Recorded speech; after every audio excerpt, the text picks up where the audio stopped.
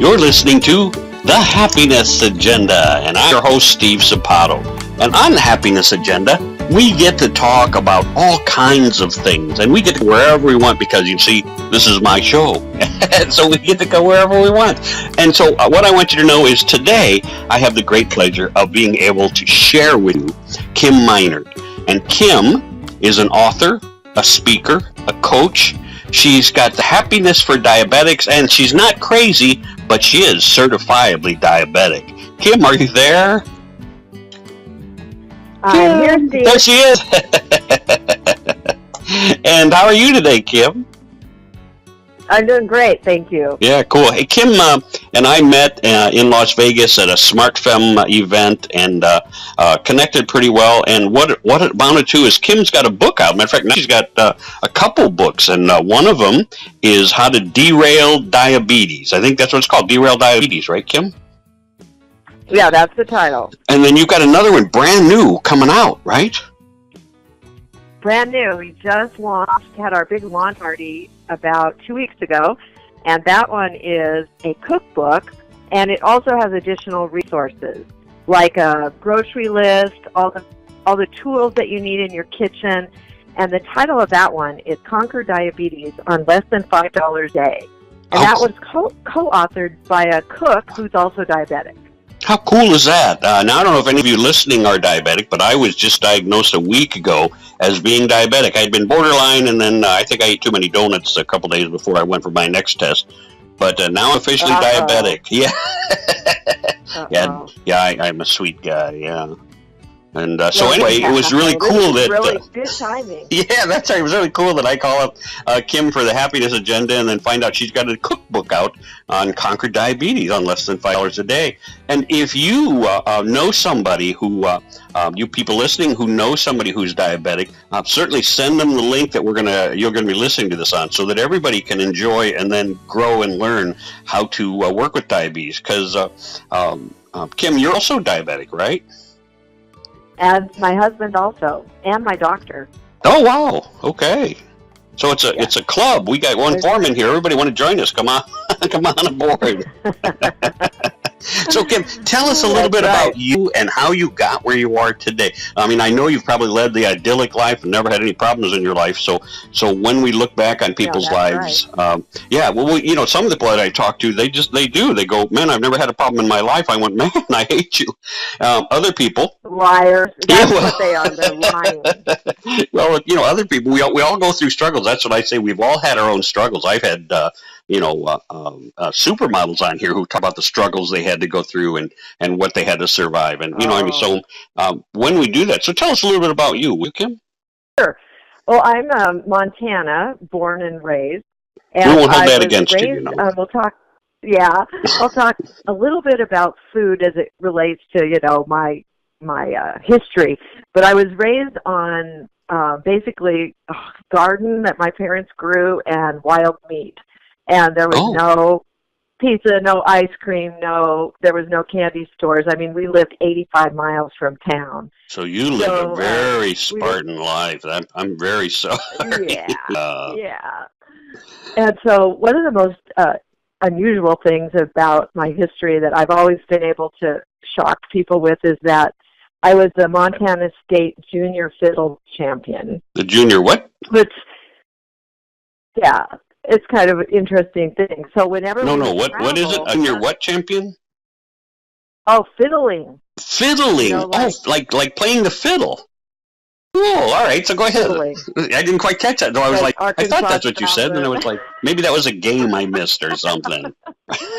Well, the funny thing is that the only time we ever got to eat junk food was when we would go traveling in the summer. And then my mom would always buy things like potato chips, and I actually got to have pizza once a year. That was quite interesting. But then when I got out on my own, I found restaurants and pizzas and hot fudge cake, and I just put on about hot 50 fudge pounds. Cake. You were really? I know. I mean, if you guys saw Kim right now, you would go, "Boy, she looks fabulous, beautiful woman, and very shapely." So that's never really cool. Had a piece of hot fudge cake in her life. But actually, And so I went to beauty college, and I hired the first salon that I interviewed in because I was too fat, which was interesting. Oh, wow, yeah. Yeah, so that's a little bit of the pain. I mean, I kind of developed a closet eating disorder because I didn't want anyone to comment on my food choices, and a little bit of issues around pretty much all throughout my early 20s, 30s. But after I had kids, things kind of settled down. I had a few hormone problems, which, kind of turned into like thyroid, which turned into autoimmune. And then, shockingly, at the age of 44, then I was diagnosed with type 1 diabetes after I had already lost the weight. So I was real thin. I was working out all the time. I was dating a man who was a diabetic, and he had shared with me a little bit about his journey and about being type 1 and what that meant. And I actually had gone to classes with him, so I completely understood the disease, type 1, type 2, the difference between the two. And suddenly I was put in the hospital with severe fever. And they came around and said, we think that the hospital made a mistake because a 44-year-old who's thin, who's now diabetic, is, very rare. Yeah. So they said, we're going to redo all your blood work. They rushed more blood work off to the lab, came back, and they said, no, your blood sugar is 367. Oh. And so, as you probably know, being recently diagnosed, like normal blood sugar is between 80 and 20, and no more than 140 after a meal. So, yeah, I knew I was in trouble because I'd been through all those classes. So, but I felt I had quite a bit of confidence around it because I had seen, my boyfriend living with it, and, it's a chronic disease, but it's not terminal, which is a good thing. That's right, yeah. And so, so then I told him, I said, okay, dude, now you have to marry me because you gave me your disease. No guilt there, though. No. So he finally got around to it. And so we were both type 1, and we manage it as, best we can. I do a little better than he does, and I try to encourage as much as I can. But what that experience did for me is it helped me relate to women whose husbands are diabetic who have to cook for them, and understand the emotions tied to watching someone who you're very close to their diabetes. And so I've developed a lot of great strategies and tips and tricks. So what I do is I work with people to help them, whether they have diabetes or they have to cook for someone who has diabetes. Yeah, because that's that is when and I briefly looked at a couple things online. I've been toying with it for about 2 years, and so my wife's always pushing me. Hey, you got to eat smarter, you got to eat better. And of course, I'm the cook in the family, so I love cooking. So you put me in the kitchen, and I'll pull all kinds of stuff out, and here's I'll bake some fresh bread, and here I'll make a great pizza crust, and over here, I'm making wonderful dessert, and that's what you do. And you're like, when somebody says, well, you have to really cut back on that, you're like, okay. And it's a live, I think it's a life struggle, I think now for me, because you're so used to eating whatever you want. If you think it's a struggle, it will be. That's a good point. That's a good point. And that's what you do have to. Isn't that part of the process? Is me being able to conquer what like we really switched. We're not vegan yet, but we're pretty close to it. We don't eat meat hardly at all. But it was at first it was like, wow, not eating meat, and now it's like, oh no, we love our veggies. But it took a while to switch us. 6 or 7 months of a different thinking to get there, and so it probably take a while to get to that different thought process to eat smart for my diabetic diet. Right, exactly. And I have actually helped people who do eat vegan, although it's a little more difficult, because it's difficult to get the protein that you need without having extra carbohydrates. And so, as you know, diabetes is all about blood sugar and insulin. Mm-hmm. And I go into that with my clients. I make it very simple, very understandable. One of the things about the book is that it's got stories, and it has science, but the science is broken down into very easy to understand chunks. Even it's funny. It's got cartoons. The cartoonist who let me use the cartoons for the book actually passed away during the process of writing the book from diabetes-related complications. Oh, wow. And it was so heartbreaking because I spoke with his wife and his daughter to finish the project, and they told me his whole story. So I ended up dedicating the book, Derailed Diabetes, to Randy Glassbergen.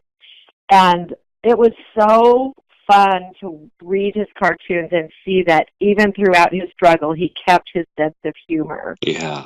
And it takes a sense of humor, it takes a positive mindset, and the fact of the matter is that I can give you recipes.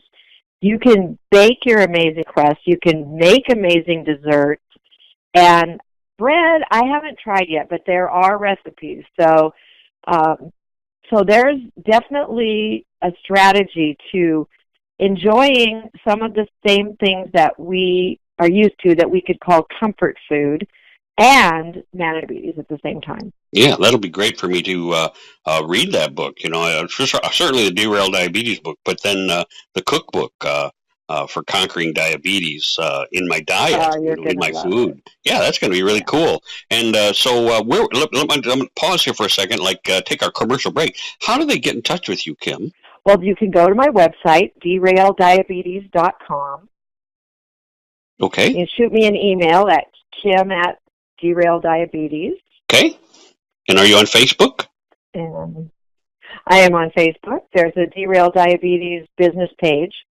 Cook and I are getting ready to really get serious about our blog. So you can watch for website enhancements, blogs, recipes coming out every week. We've got a lot of great stuff planned. So do we sign up? Do we sign up at your website for your email or for your blog? That's in the works. Yeah, I'm working on that technology right now. Okay, so not yet. So by the time this breaks, which is about 2 weeks away, this will come out. So this will still be in June. It'll be ready to go in 2 weeks. Oh, good. Okay, all right. So you'll be able to subscribe to the blog, and love to have people join, my email list so they can hear what's going on, what's coming up. We've got some one-day workshops and some 3-day retreats that show people, that walk them step by step on how to shop, how to cook, how to eat, and how to have a great time doing it.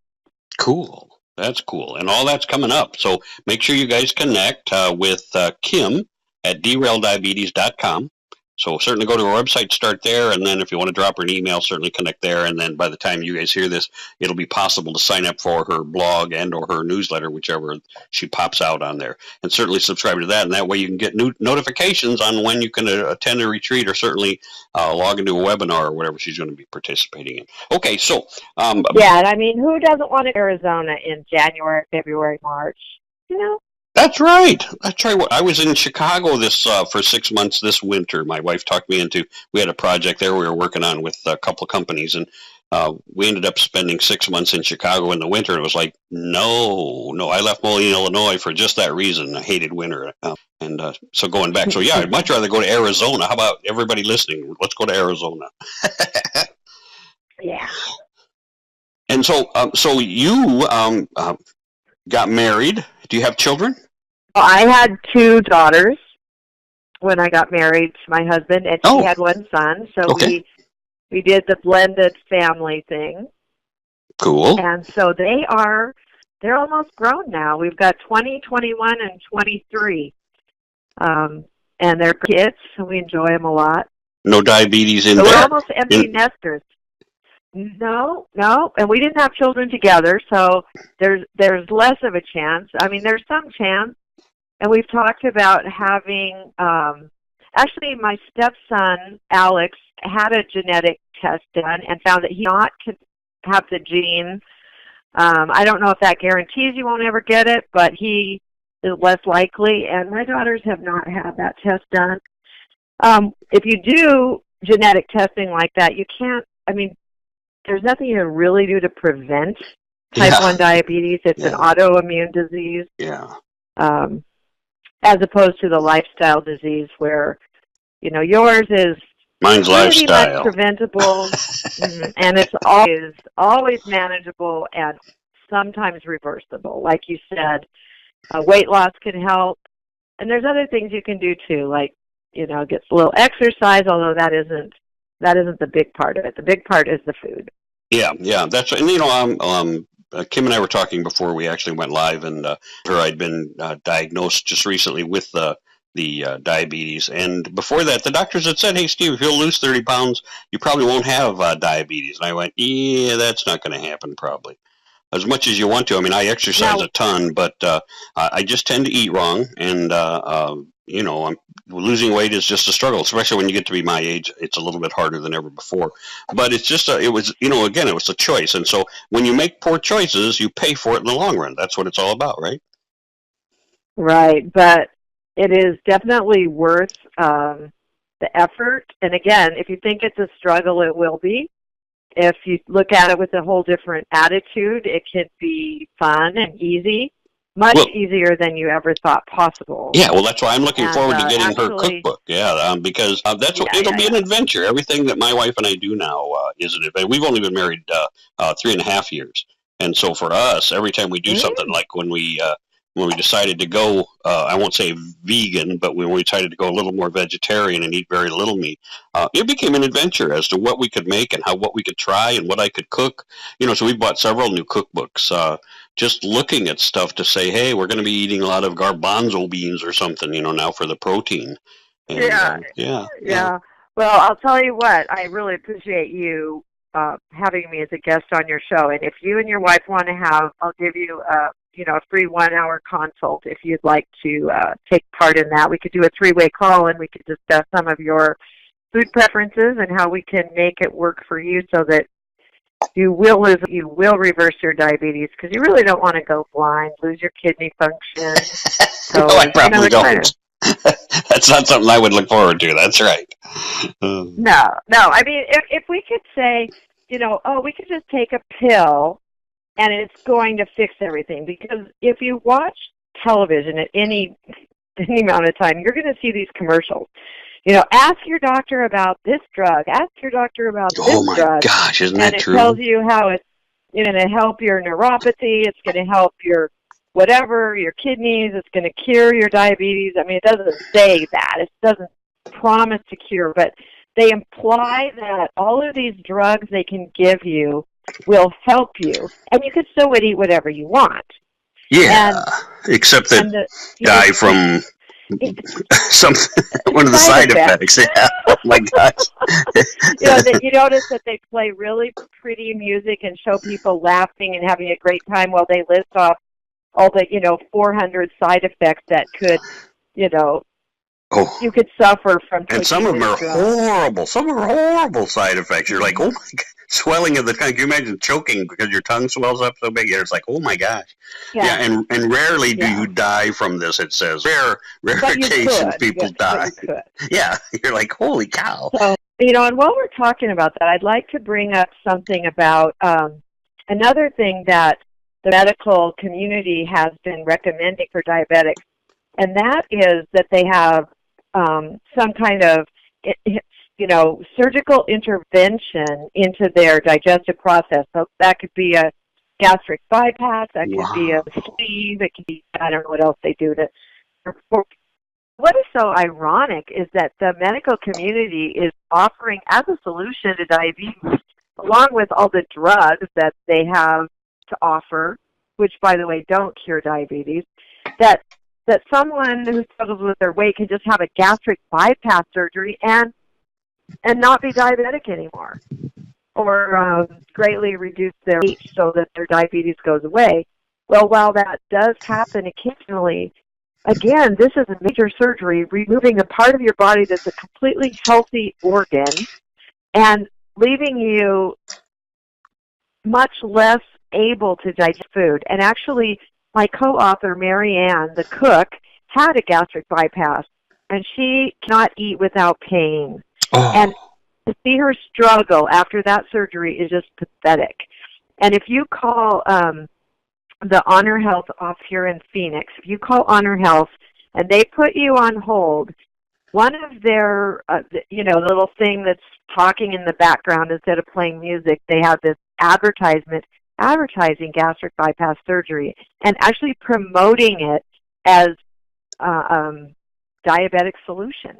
I just can't even believe it. Isn't it amazing? Well, and I always go back to, I guess, I used to think that the medical profession was this hierarchy, that, boy, these are the people who had chosen to help people. And it's not. It's a business, and it's obviously a business decision. Now, some people get into it because they are bound to help people, but so much of the time, our medical as well as our medicines are designed not necessarily to make us well as much as it's designed to put money in their pocket. And that's unfortunate, but it happens all the time, doesn't it?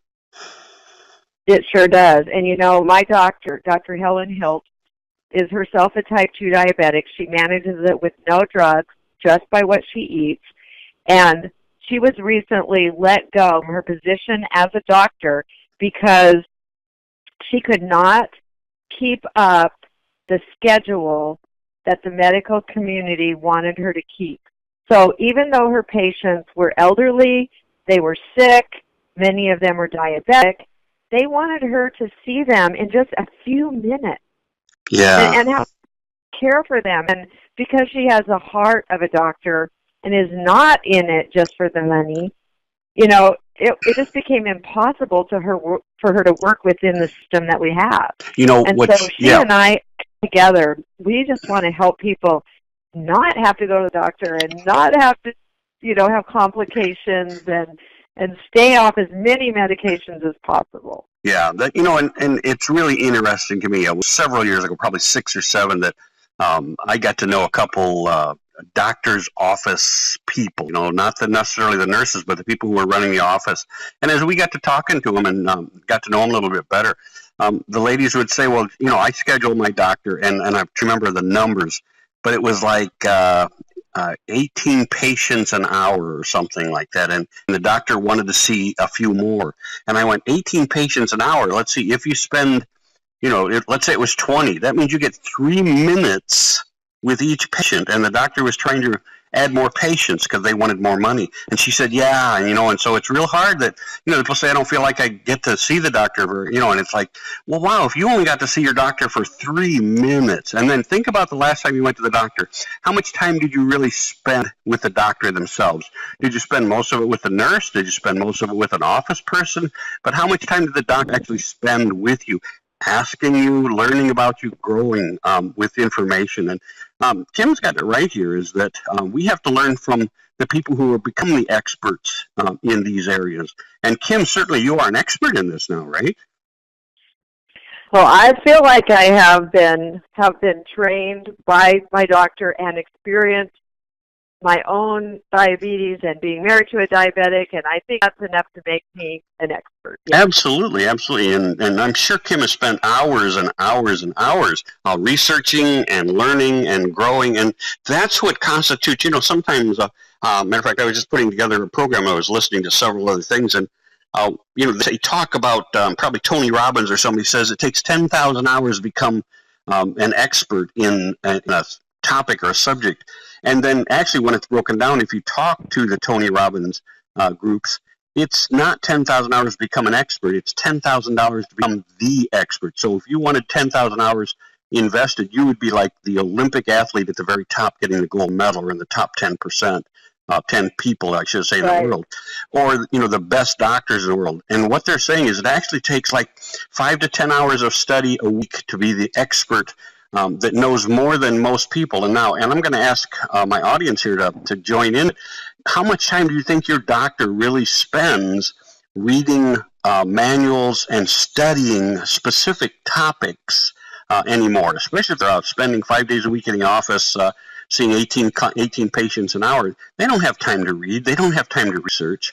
And so they rely on the pharmaceutical companies who come in and sell them their products and say, this is what you need to push next because it's going to be good for your patient.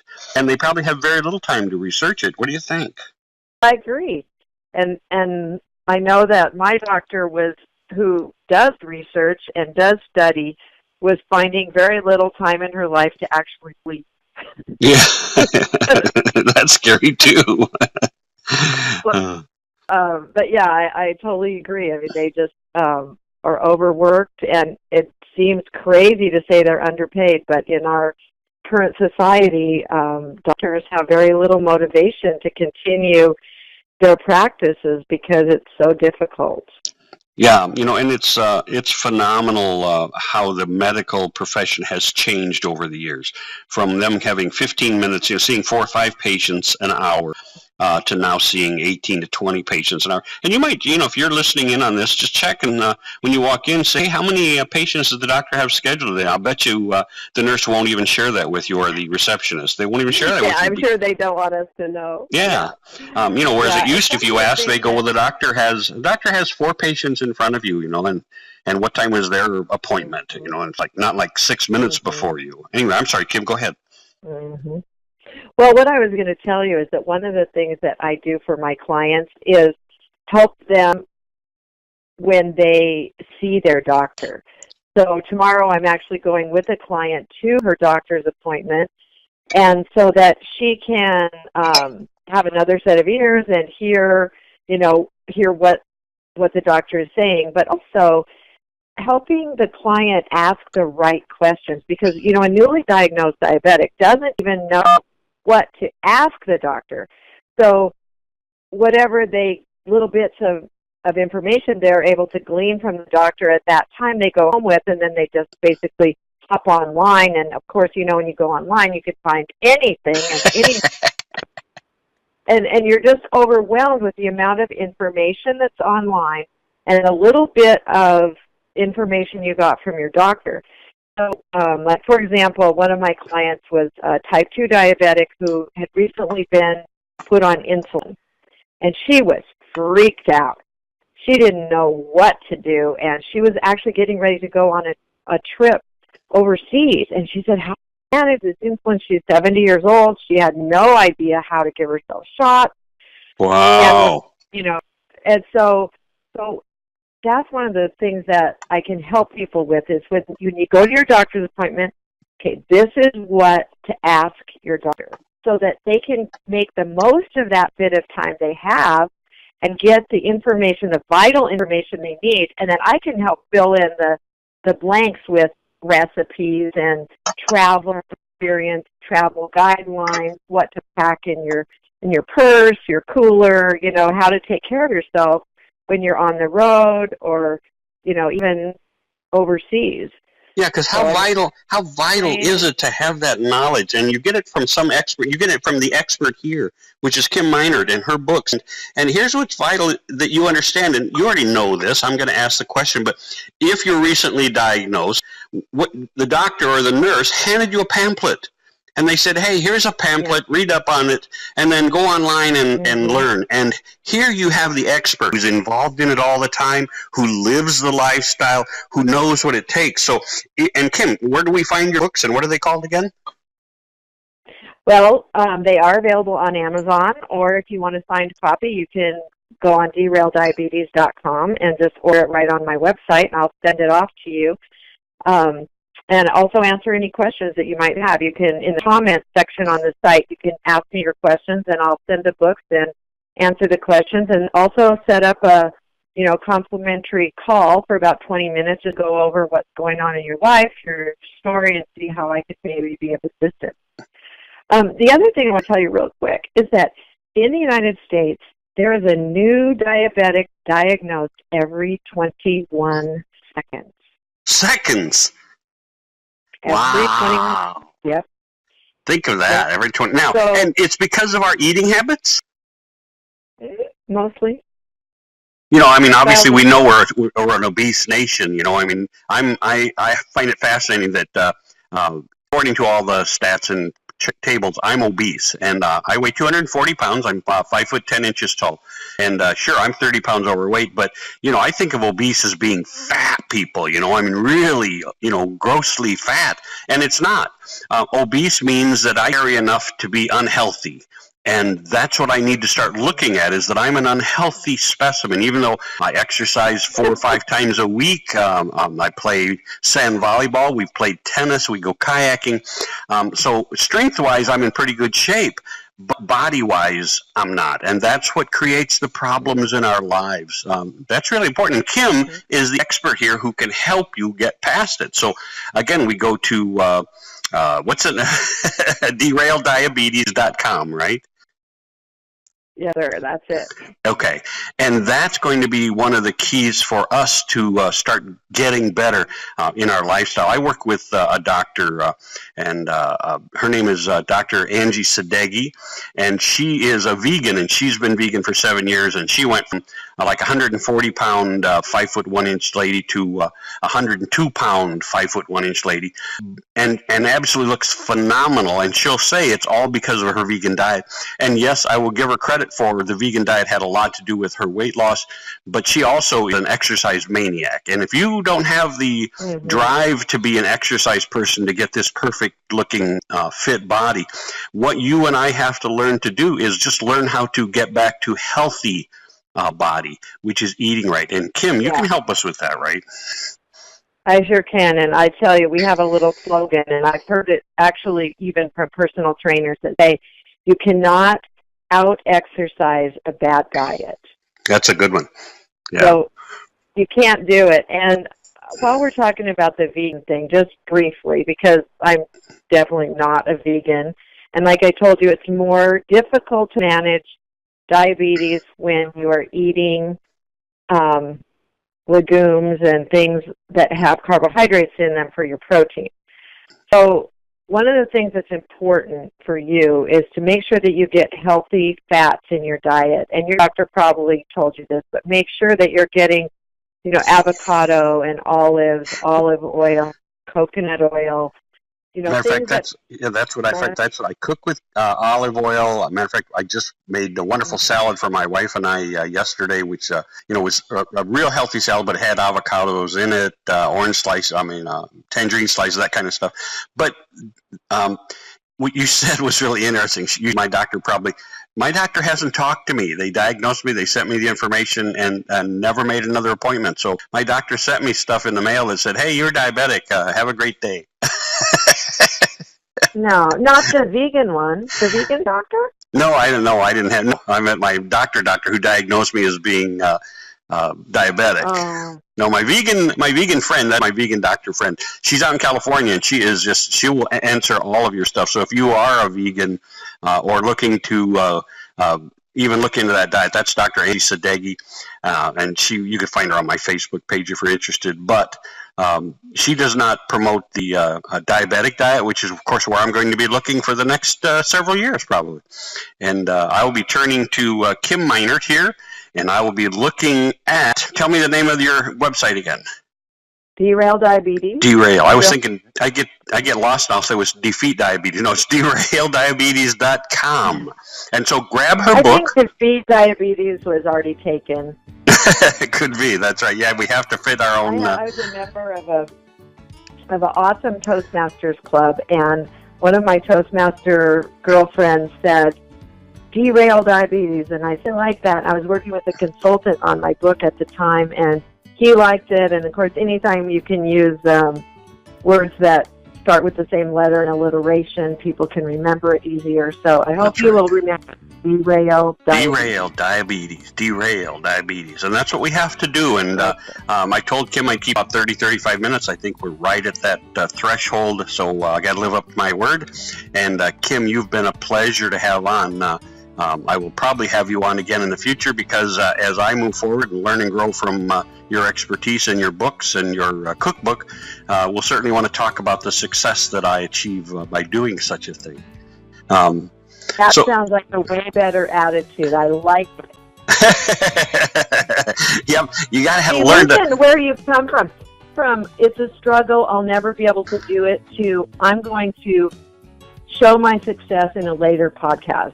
That's right. That's exactly it. And that's right. That's sometimes it takes. I consider myself a very positive person. I promote myself as an expert in leadership and personal growth, and yet make those faux pas. We still make those mistakes. And so it takes somebody who cares about us and who recognizes that to set us back on our own right path. And so I will follow the right rails to success, and we will derail diabetes. And with that, Kim, I sure appreciate it. I sure loved having you on, and we'll be doing this again very soon. And you have a wonderful day. With that, any last words of wisdom for us?